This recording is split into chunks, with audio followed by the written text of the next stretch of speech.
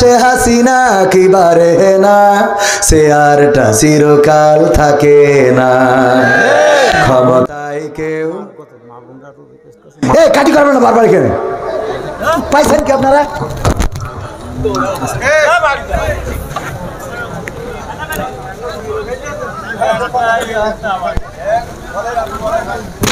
এখনো এইটা বলা যাবে না, ওইটা বলা যাবে না। আরে বাবা, আওয়ামী লীগ ক্ষমতায় থাকতে বলেছে, এখন তো তারা না, কথা কয় না, এখন তো নাই। এইভাবে কমার বেশি আমরা সবাই পাপি, নিজের পাপের বাটখারাতে অন্যেরই পাপ মাপি। ভাবি না ভাই আমি নিজে, ভাবি না ভাই আমি নিজে কত গুনাহগার, কি করে যে পার হইব গেলে পরপার। ও আল্লাহ, কি করে যে পার হইব গেলে পরপার, কি করে যে পার হইব গেলে পরপার। ও আল্লাহ, কি করে যে পার হইব গেলে পরপার। যাই না দেখায় আমল খাতা, কি যে তাতে লেখা, সোজা পথে চলছি নাকি পথটায় আছে বাঁকা, নেকের আমল জমা নাকি আছে খাতায় বাকি। নগদ কথা বলছি সবাই, কাজের বেলায় ফাঁকি। যাই না দেখায় আমল খাতা, কি যে তাতে লেখা, সোজা পথে চলছি নাকি পথটায় আছে বাঁকা, নেকের আমল জমা নাকি আছে খাতায় বাকি। নগদ কথা বলছি সবাই, কাজের বেলায় ফাঁকি। ওরে আমি কেমন ভালো মন্দ, আমি কেমন ভালো মন্দ জানেন পরোয়ার, কি করে যে পার হইব গেলে পরপার। ও আল্লাহ, কি করে যে পার হইব গেলে পরপার, কি করে যে পার হইব গেলে পরপার। ও আল্লাহ, কি করে যে পার হইব গেলে পরপার। মিথ্যা কথা বলি ততক্ষণ যতক্ষণ আছে জোর, সত্য কথা প্রমাণ হলেই বোঝা যায় সে চোর। খোদার চেয়ে মানুষেরই বড় ভয়ে আছি, কার রহমে দয়া মায়াই এইভাবে তে বাসি। মিথ্যা কথা বলি ততক্ষণ যতক্ষণ আছে জোর, সত্য কথা প্রমাণ হলেই বোঝা যায় সে চোর। খোদার চেয়ে মানুষেরই বড় ভয়ে আছি, কার রহমে দয়া মায়াই এইভাবে তে বাসি। ওরে যাই ভুলে যাই তারি কথা, যাই ভুলে যাই তারি কথা, আজব সব কারবার, কি করে যে পার হইব গেলে পরপার। ও আল্লাহ, কি করে যে পার হইব গেলে পরপার, কি করে যে পার হইব গেলে পরপার। ও আল্লাহ, কি করে যে পার হইব গেলে পরপার।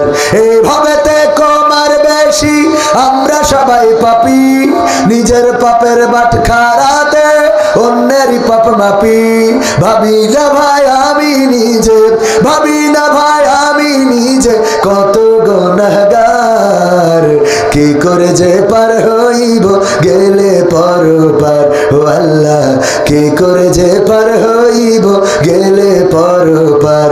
ও আল্লাহ, কি করে যে পার হইব গেলে পরপার।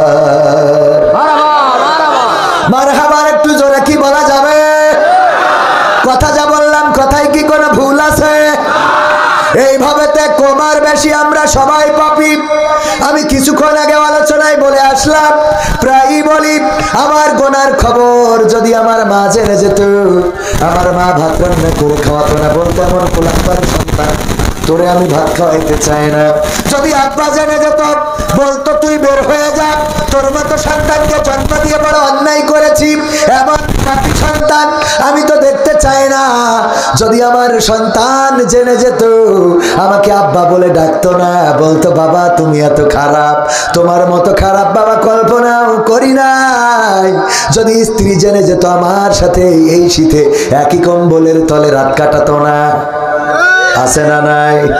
কত অপরাধ আছে স্ত্রী জানলে সংসারটাই করতো না। তুমি এত বড় জাহেল, তোমার মতো জাহেলকে আমি ফেরেশতা মনে করেছিলাম, বড় ভালো মানুষ মনে করেছিলাম গো। তোমার মতো ফেরেশতা চলে না, চলে না রে। ওগো আমার ভাইরা, এমনি ভাবে যদি গ্রামের মানুষ জেনে যেত, সবাই ঘৃণা করতো, চায়ের দোকানেও বসতে দিত না। যদি পাপের কোনো গন্ধ থাকতো, এত দুর্গন্ধ হতো, আমার ডানে বামে আল্লাহর ওলিরা কেউ বসে থাকতো না, আমার সামনে কেউ বসতেন না। আমার অপরাধগুলো প্রকাশ হয়ে গেলে এই মাইকে কথা বলতে দিতেন না, দাড়ি ধরে টান দিয়ে নামাই দিতেন। আপনার মতো হুজুরের এই স্টেজে কথা বলতে দেয়া যাবে না, এমন অপরাধ আমাদের জীবনে আছে না নাই? কত অপরাধ তো আছে। নিজের অপরাধের খবর আমি জানি, জানে আল্লাহ। সেইগুলো নিয়ে আমাদের কোনো টেনশন নাই, দুশ্চিন্তা নাই। অথচ অন্যেরা কোনে কি করেছে, ওরে বাবা, সেইগুলো নিয়ে আমাদের আলোচনা সমালোচনা আছে না নাই? আছে না নাই? এই যে সিরকুট দিয়েছে হুজুর, আপনার মাহফিলে বাধার কারণ জানতে চাই। কিছুক্ষণ আগে যে মাহফিলে ছিলাম ওখানে বাড়াবাড়ি বেঁধে গিয়েছিল, বাড়াবাড়ি বেঁধে গেছে, ঠেকায় আসলাম, বাঁচিয়ে দিলাম। বাঁচিয়ে বাঁচানোর মালিক আল্লাহ, কিন্তু উনার জনগণের হাত থেকে হেফাজত করলাম। বললাম যে উনি বোঝে নাই, এখনো কয় হুজুর এইটা বলা যাবে না, ওইটা বলা যাবে না। আশ্চর্য ব্যাপার, এখনো এইটা বলা যাবে না, ওইটা বলা যাবে না। আরে বাবা, আওয়ামী লীগ ক্ষমতায় থাকতে বলেছে, এখন তো তারা না, কথা কয় না, এখন তো নাই। আমরা হক কথা বলে যাব, তাতে জীবন থাকে থাক, যাই যা, জীবনের মালিক কে?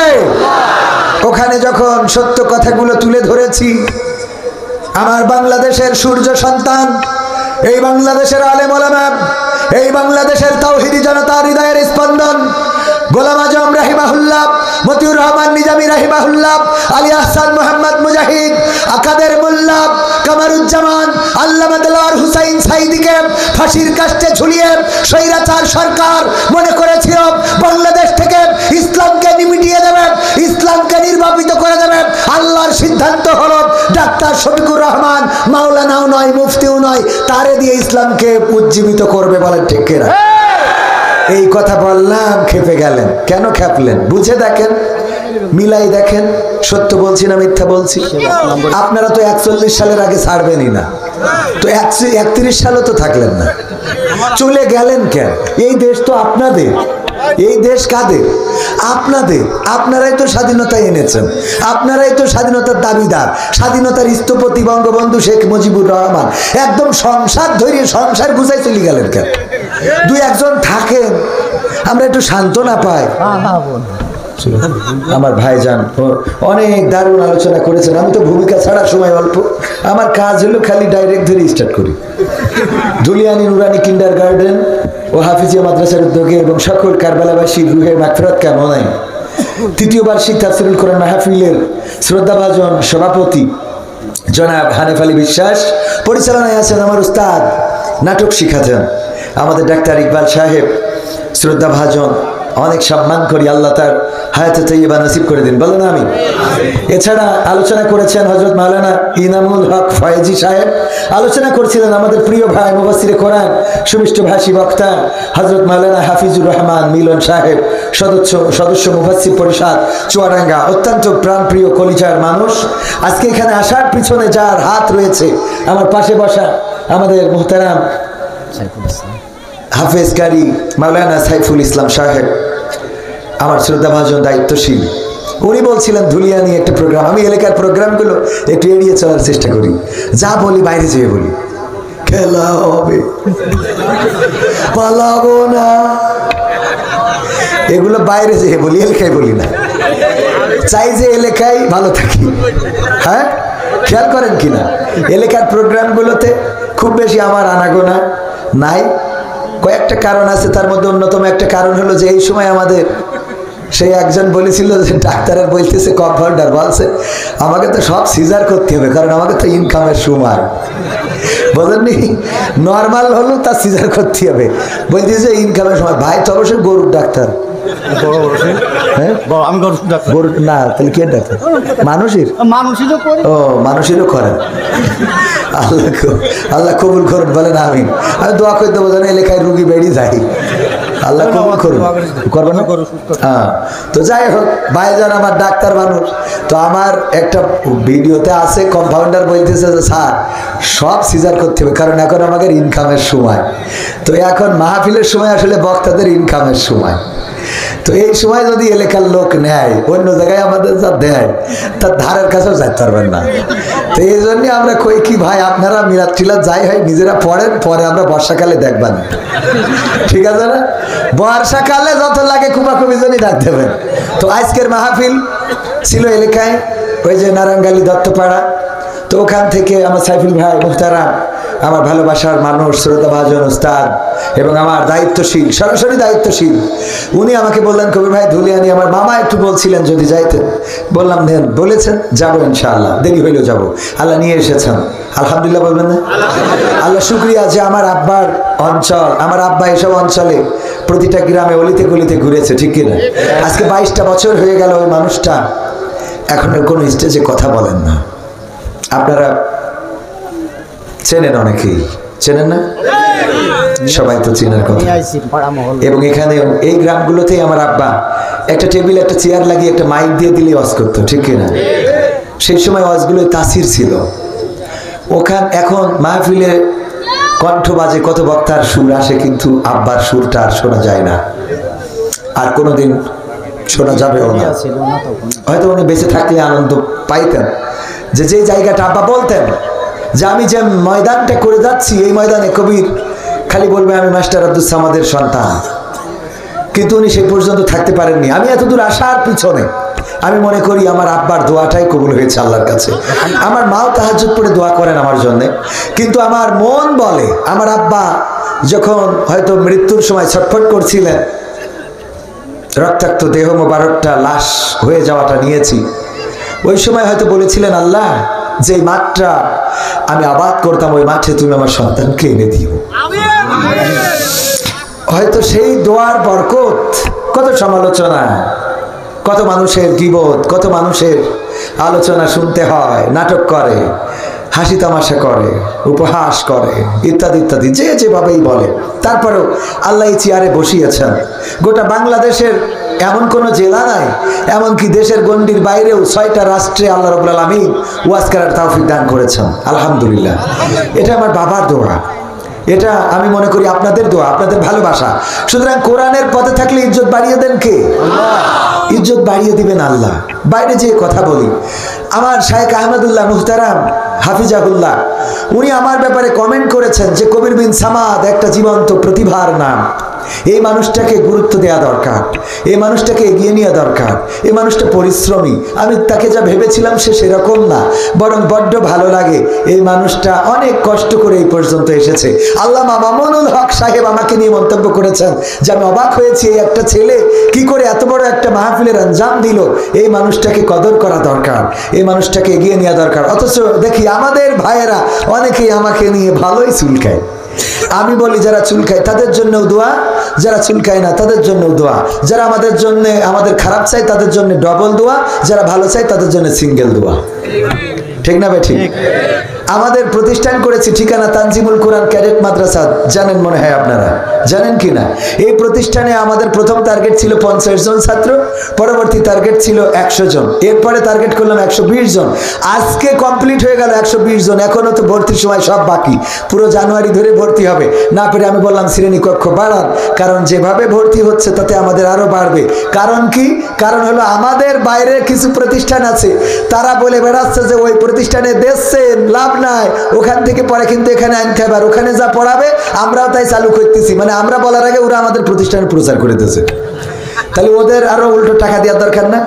আমরা কোন অভিভাবকের কাছে যেয়ে বলতে পারিনি যে ভাই আপনার ছেলেটা দেন, বলেছি ভাই? কোন অভিভাবকের কাছে যে ওরা যেই বলছে আপনার ছেলে জন্য ওকে দিয়েন না, তো এই বইলেতে আরো পাগল খেপাই দিয়েছে। তো এই জন্যই আমাদের যারা অপপ্রচার করে ওরা দুইটা উপকার করে। কয়টা উপকার করে? একটা হলো আমাদের বিনা টাকায় প্রচার করে দেয়, আর একটা হলো যারা আমাদের জানে না তাদেরকে জানাই দেয়। আল্লাহ তাদের এই জানানোর তৌফিক দান করুন, বলেন আমিন। আমার জন্মদিনে সবচেয়ে বেশি খুশি ছিলে তুমি বাবা, কখনো ভাবিনি আমি আমাকে কাঁদিয়ে তুমি এত সকালেই চলে যাবা। কখনো ভাবিনি আমি আমাকে কাঁদিয়ে তুমি এত সকালেই চলে যাবা। হাত ধরে তুমি হাঁটতে শিখাতে, ব্যথা পেলে আমি বুকে তুলে নিতে। হাত ধরে তুমি হাঁটতে শিখাতে, ব্যথা পেলে আমি বুকে তুলে নিতে। কোনো বাইনা করে কাঁদলে আমি তোমার স্নেহের হাতে চোখ মুছে দিতে। আজ তুমি নেই তাই নীরবে কেঁদে যাই, আজ তুমি নেই তাই নীরবে কেঁদে যাই। তোমার স্মৃতি শুধু মনে পড়ে বাবা, কখনো ভাবিনি আমি আমাকে কাঁদিয়ে তুমি এত সকালেই চলে যাবা। কখনো ভাবিনি আমি আমাকে কাঁদিয়ে তুমি এত সকালেই চলে যাবা। তুমি তো ছিলে বাবা বটেরই ছায়া, আদর সোহাগ দিতে করতে মায়া। তুমি তো ছিলে বাবা বটেরই ছায়া, আদর সোহাগ দিতে করতে মায়া। তোমারই সম্পদ নষ্ট করেছি কত, কখনো বলনি তুমি আমি অপায়া। আজ তুমি দূরে দূর বহু দূরে, আজ তুমি দূরে দূর বহু দূরে। কেমন আছো তা জানি না বাবা, কখনো ভাবিনি আমি আমাকে কাঁদিয়ে তুমি এত সকালেই চলে যাবা। কখনো ভাবিনি আমি আমাকে কাঁদিয়ে তুমি এত সকালেই চলে যাবা। আমার জন্মদিনে সবচেয়ে বেশি খুশি ছিলে তুমি বাবা, কখনো ভাবিনি আমি আমাকে কাঁদিয়ে তুমি এত সকালেই চলে যাবা। কখনো ভাবিনি আমি আমাকে কাঁদিয়ে তুমি এত সকালেই চলে যাবা। বাবা গো বাবা, বাবা গো ও বাবা। মারহাবা মারহাবা। সম্মানিত ভাইয়েরা, এবার কাবায় যাওয়ার পরে আমার দুই সন্তান এবং স্ত্রীকে নিয়ে গিয়েছিলাম। আমার দুই সন্তানকে বললাম আমার বাবা নাই, কাবার মালিককে বলেছি আমার বাবার কবরটা করে দেয়, আমার বাবাকে যেন মাফ করে দেয়। আমি যেদিন থাকবো না তোমরা এই কাবায় এসে কাবার মালিককে বললো যে আমাদের বাবাকে ক্ষমা করে দাও।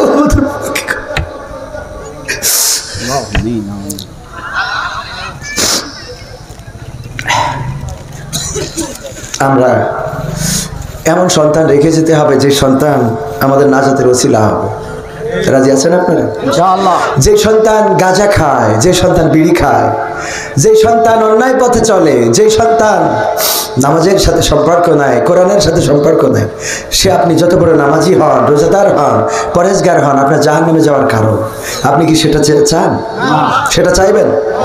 আল্লাহর নবী মেরাজে গেলেন, মেরাজে যে দেখলেন একজন জান্নাতে কান্নাকাটি করে আর একজন জাহান্নামে হাসাহাসি করে।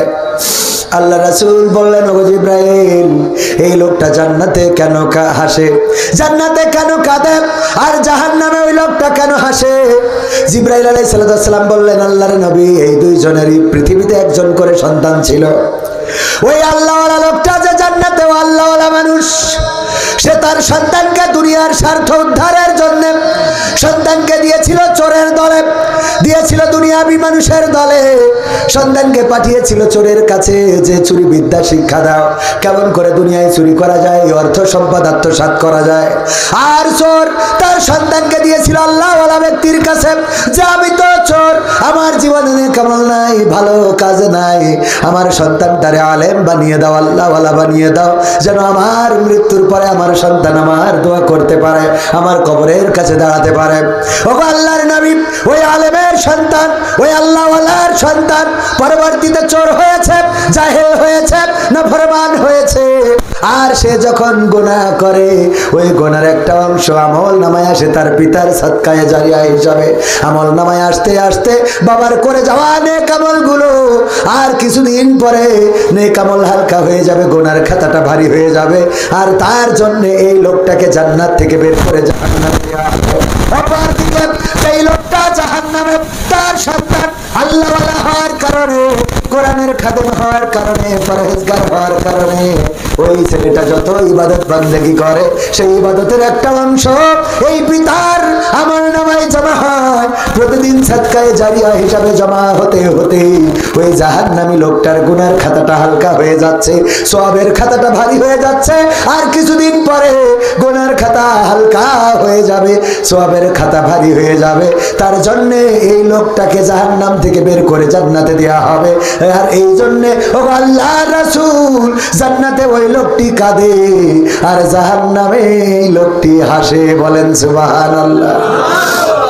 বোঝা গেছে নেককার সন্তানের কেন দরকার? আপনার জান্নাতের কারণ হবে, অথবা জাহান্নামের, অথবা কিসের কারণ হবে? জাহান্নামের কারণ হবে। আপনি যত বড় পরহেজগার হন, আল্লাহ কোরআনের কথা, আল্লাহ রাব্বুল আলামিন বলছেন, ওই দিন সন্তানেরা বলবে, হে আমাদের রব, আমাদের সন্তানদেরকে আমাদের কাছে হাজির করে দাও, আমরা তাদের মারিয়ে, তাদের চটকিয়ে, দবিয়ে তারপরে জাহান্নামে যেতে চাই। সুতরাং এই মাদ্রাসার সাথে সম্পৃক্ততা রাখার দরকার আছে না? মাদ্রাসায় যে মানুষগুলো তৈরি হয়, আল্লাহ যদি একেবারে মানে শয়তান যদি গোমরাহ না করে ফেলে, সে মানুষগুলো প্রকৃত অর্থে মানুষ হয়ে গড়ে ওঠে।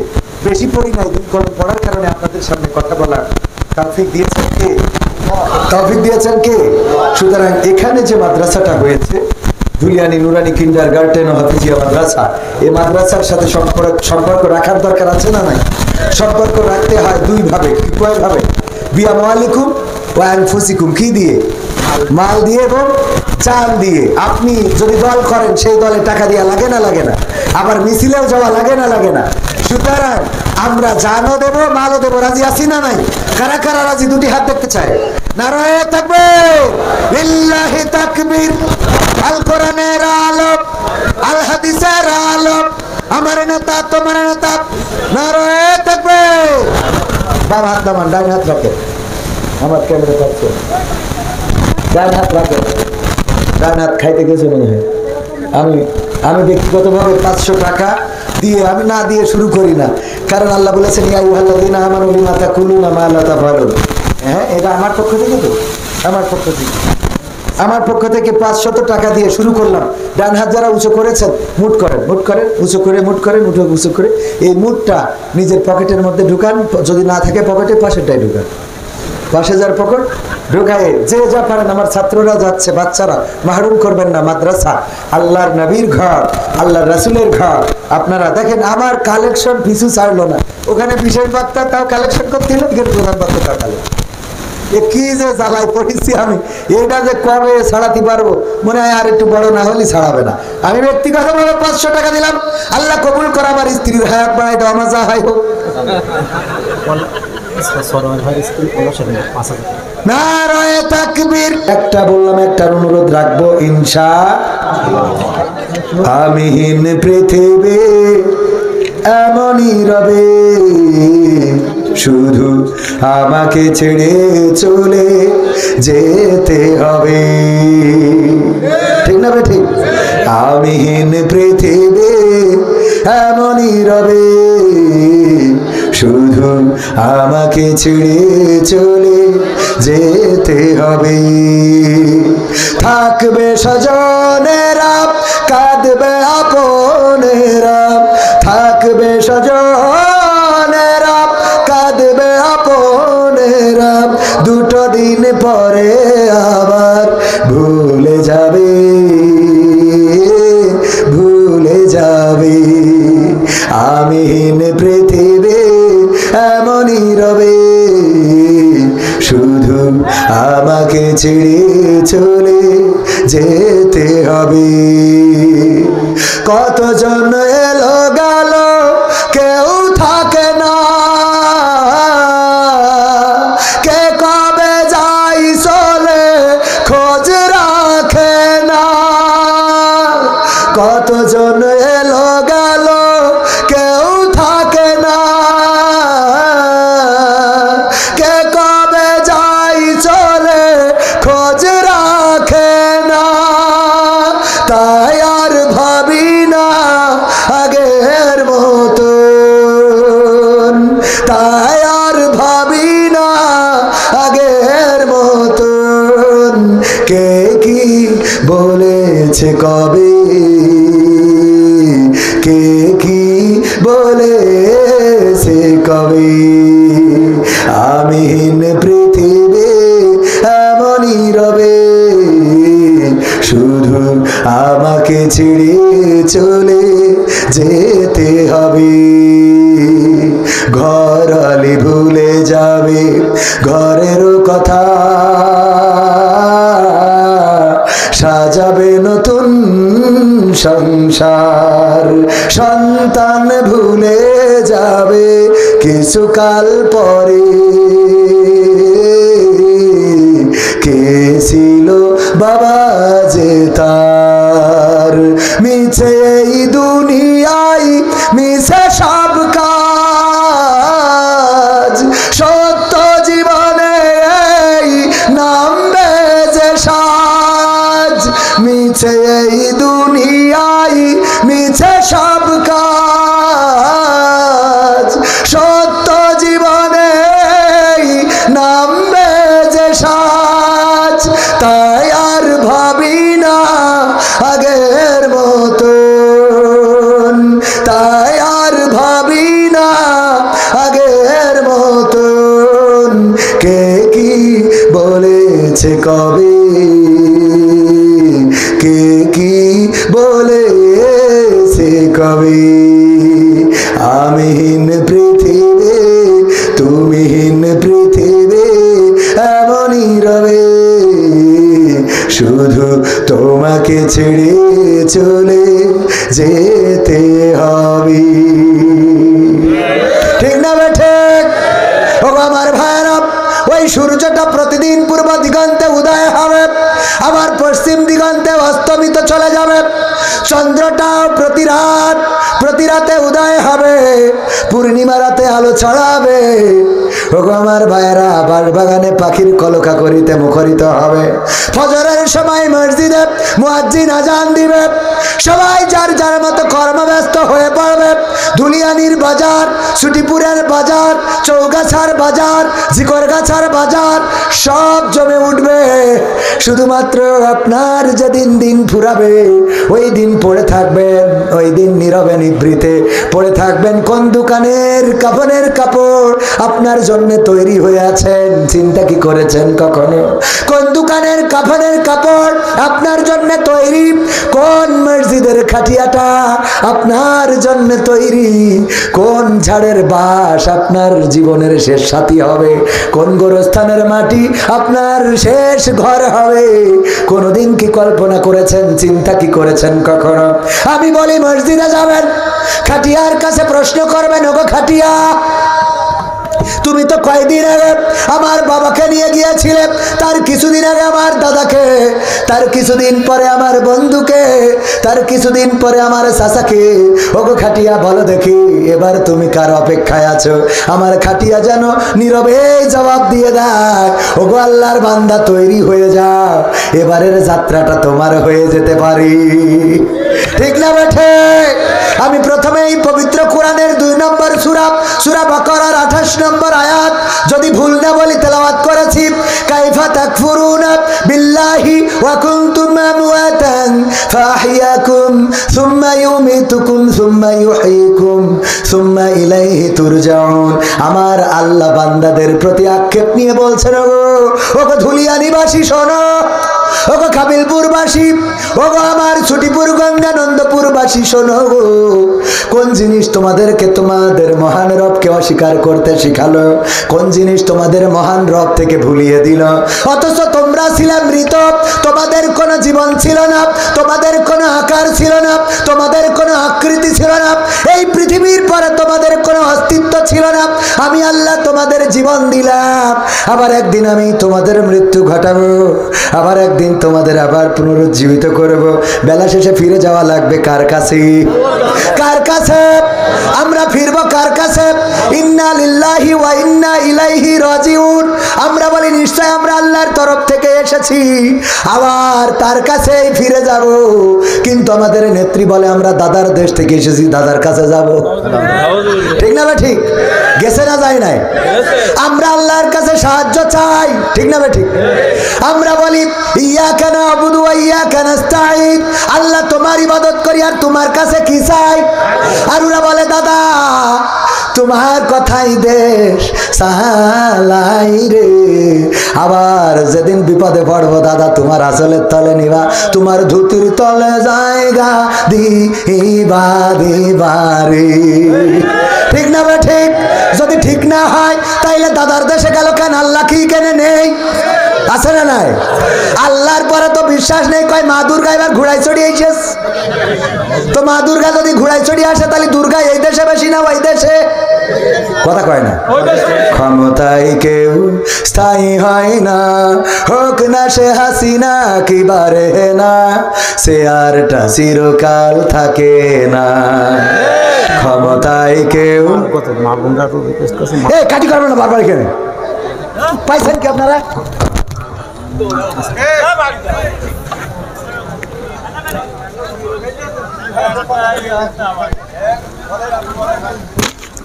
اللهم آمين.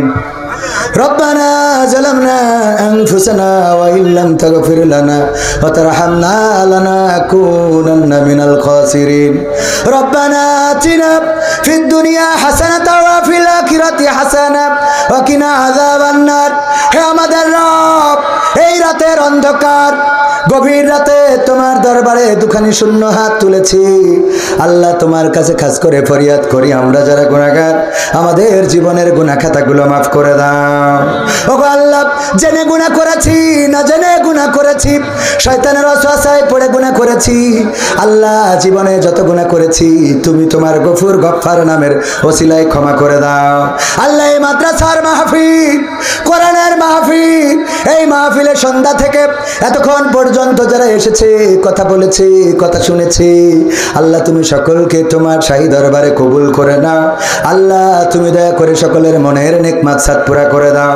আল্লাহ আমরা যারা হাত তুলেছি অনেকের মা নাই, বাবা নাই, আল্লাহ মা বাবার কবরটারে জান্নাতের বাগান বানাও। আল্লাহ যাদের মা বাবা চিরজনমের মতো বিদায় নিয়ে চলে গেল। আল্লাহ কবরটারে রিয়াজুল জান্নাতে পরিণত করে দাও। আল্লাহ এই মাহফিলে যারা কথা বলেছে, বিশেষ করে আমি আমার যে বড় ভাইয়ের জন্য এসেছি, আমার দায়িত্বশীল কারি হাফেজ কারিম মাওলানা সাইফুল ইসলাম সাহেব, আল্লাহ তুমি তার হায়াতে তৈয়বা নসিব করে দাও। আল্লাহ বক্তা মানুষ, কণ্ঠকে গোটা বিশ্বের জমিনে কবুল করে নাও। আল্লাহ তুমি তার এই দিনের পথে চলাটা আল্লাহ তোমার শাহী দরবারে কবুল করে নাও। পথটা নিরাপদ করে দাও। আল্লাহ এই ধুলিয়া নিবাসীদেরকে কবুল করো, এই মাদ্রাসাটাকে কবুল করো। মাদ্রাসায় যত ছাত্র ছাত্রী পড়ে আল্লাহ তুমি তাদের কামিয়াবি দান করে দাও। আল্লাহ লেখাপড়ায় তাদের কামিয়াবি দিয়ে দাও।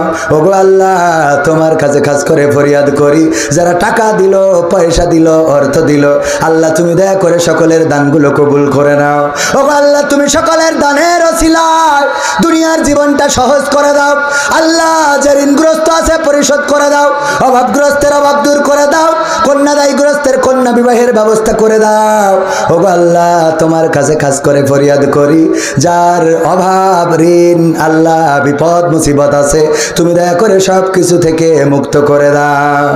ওগো আল্লাহ এই দুনিয়ার জীবন জিন্দেগি বেশি দিনের নয়, ক্ষণিকের জীবন, এই দুনিয়া ছেড়ে চলে যাওয়া লাগবে। আল্লাহ তোমার কাছে খাস করে ফরিয়াদ করি, আমাদের মৃত্যুর যেদিন দিন আসবে তুমি দয়া করে আমাদের সকলের জবানে জারি করে দিও আখেরি কালিমা লা ইলাহা ইল্লাল্লাহু মুহাম্মাদুর রাসূলুল্লাহ সাল্লাল্লাহু আলাইহি ওয়াসাল্লাম। আসসালামু